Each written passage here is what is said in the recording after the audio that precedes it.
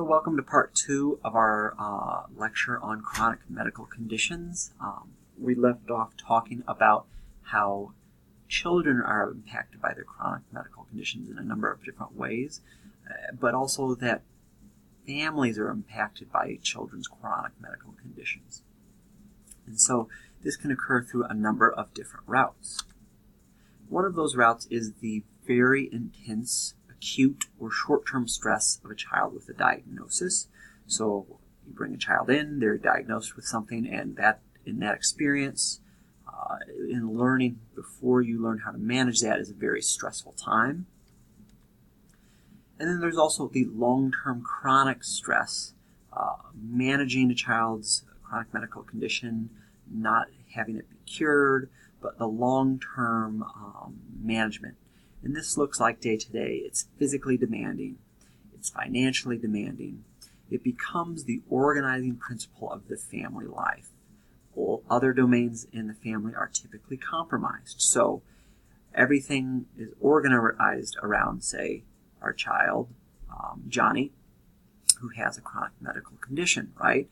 It affects what we have for dinner, our daily family routine, taking him to doctor's appointments, whether we can go out to eat, whether we can go to special occasions and visits and different things, whether we can go on vacations. So the whole family's experience is organized around a child's chronic medical conditions. And that's in the context of both physically and financially demanding experiences for the parents. So it can be a very stressful time. And so caregivers typically experience greater levels of depression, marital conflict, or fighting. And there's also evidence that it can affect siblings' adjustment problems. So siblings' adjustment can be impacted as well because they may be treated differently by parents. Parents have less time, they have less resources, and so siblings may get less attention from their parents. And this is kind of interesting or unfortunate kind of double-edged sword where kids with chronic medical conditions typically want less attention but get more attention, and the siblings want more attention but get less attention from their parents. So this can affect the siblings' adjustment within those experiences as well. And siblings can also be dragged along to doctor's visits. They can be taken out of school because of treatments and things like that. So it affects the whole family. And so the whole family's mental health is especially impacted when children have functional limitations. So when they have motor problems, they can't get around by themselves, they can't care for themselves in day-to-day lives. It's typically not how medically severe a child's chronic medical condition is, but the day-to-day impact on the family's functioning. That's how impacted a family is on functioning. How well the child can day-to-day function on their own. And there is some evidence of gender differences of the parent. So mothers typically have greater levels of physical stress, and fathers typically have greater levels of financial stress. But by and large, the whole family can be impacted by one child's chronic medical conditions. And children know that their family life is different as well. These days, when I'm feeling cranky, I hate it because I'm sometimes mean to my family. I don't want to be. I love them way too much. I don't like how this changes everything. Or my parents are divorced and it's the diabetes and the stress. Or I know my mom is upset. She worries too much and I will never tell my mom how I feel about anything. I don't think I would ever tell the truth because I would never want to upset her. I can just see the expression on her face. I know how she feels. She has been through so much stuff.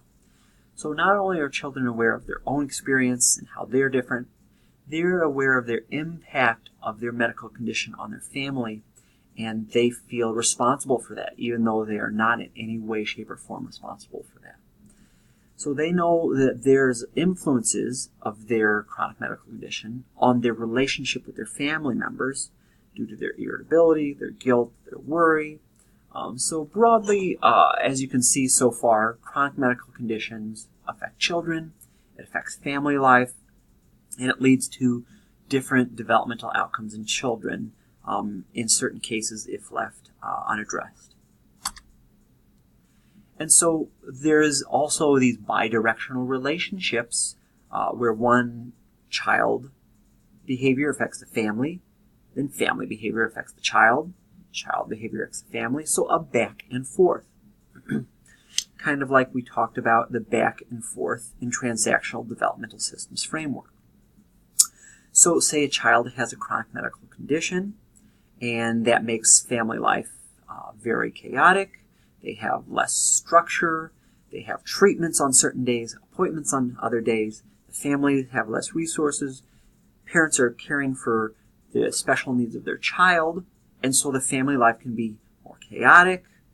Those chaotic family environments can then feed back into the chronic medical condition and impact that child's health.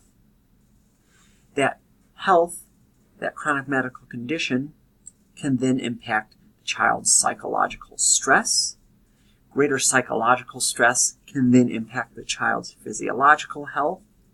So greater worry in the child, greater feeling guilty in the child, greater feeling stressed in the child can impact their medical condition. And this mediates symptom expression. Remember, x-axis symptoms. So then that can exacerbate or make worse the child's symptoms of their chronic medical condition. So where a child is stressed or worried, this can make their physiological, their biological functioning poorer.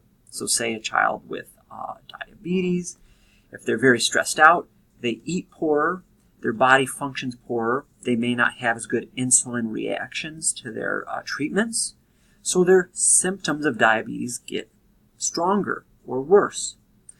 And so the psychosocial demands of the illness can predict child and family adjustment. So how well the family and the child are psychosocially functioning and the psychosocial demands of the illness can relate to child and family outcomes. So if we have a chronic medical condition that is very psychosocially demanding, like cancer, that's related to poor child and family adjustment. But one like diabetes, or one that's more day-to-day management, that's less psychosocially demanding, it's less stressful mental health to the parent and child, that's better child and family functioning. But all of this depends on the child's and family's well-being. It depends on the nature of the chronic medical condition. So how much effort it takes from the family and the child, how much time it takes from them, the financial burden and the stress. It depends not only on the child's coping style, but also on the caregiver's coping style. So we talked about active, accommodative, and passive in the child. The parent can also be active, accommodative, and passive. It depends on the family and contextual factors, so not only the parents and the family functioning, but do they have other support systems? Do they have community resources, neighborhood resources, other people in the family who can help out? Do they have other finances they can draw on? Do the parents and the child have temperaments that are more flexible and resilient? At the end of the day, most children and families adjust and cope well. It depends on all of these factors working together. By and large, it depends on how accommodative the child and parent are and how well they can cope with the day-to-day challenges. If they can make a experience for the child that is accommodative for them, it more or less is day-to-day a normal childhood experience for them, then the child typically develops well and the family typically develops well. So here we have a video that discusses a child's impact on the family and the family's impact on chronic illness and some tips for managing that. I'm going to play it here, but if the sound isn't operating very well, you can also go to this YouTube link or type it into your browser. It's extremely difficult being a parent who has a child with a chronic condition. Having one ill family member impacts the whole family system and changes the dynamics of the whole family.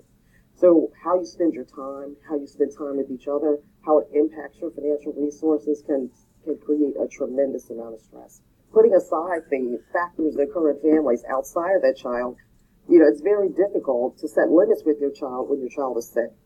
And even if your child has a non-life-threatening condition that's going to be a chronic condition, it's often very difficult for parents to set limits because we cope with our own guilt about what we might have caused for our children. And these things cause stress for all family members. Limited activities, things that we would all like to do that we can't do because we have a child with a chronic condition affects everyone in the family. And what I usually suggest to families is that it's really important to try to normalize your life as much as possible. Children with chronic conditions are children first who live with their chronic conditions. And it's really important that the rules of your family, the activities of your family, all the things that make family life rewarding for the children who don't have chronic illnesses need to be the way that you live with your family when you have a child who has a chronic condition.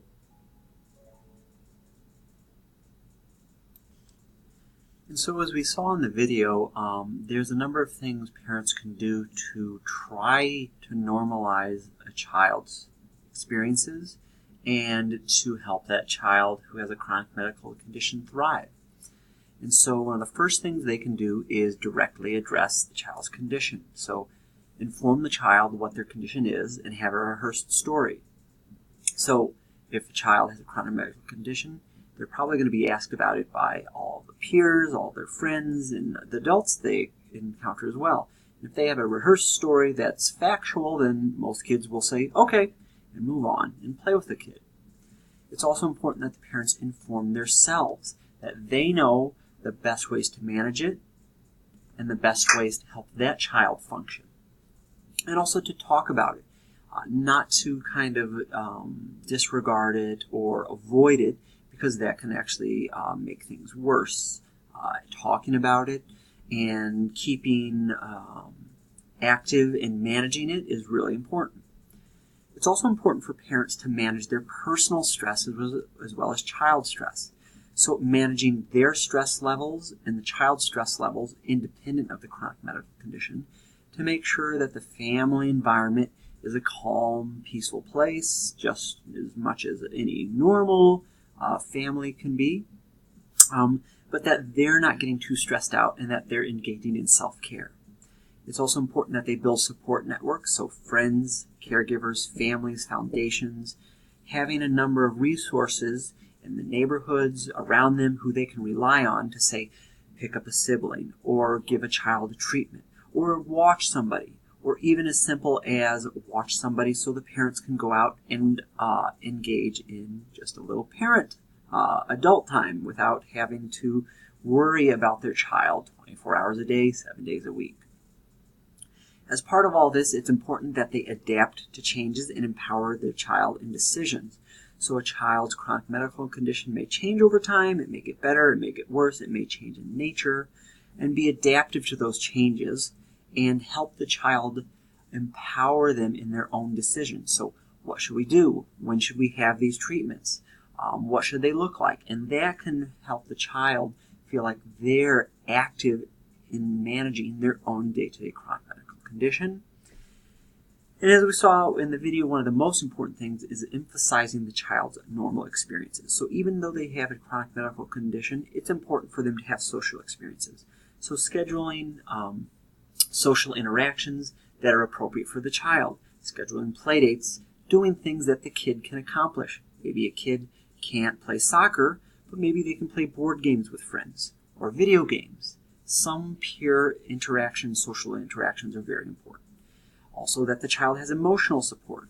We saw that these kids can suffer or have increased rates of depression, anxiety, aggression, conduct problems, so that they have the emotional support to deal with the emotional issues that they're dealing with. So these kids deal with emotional issues far greater than kids who are their peers, so they have support for that.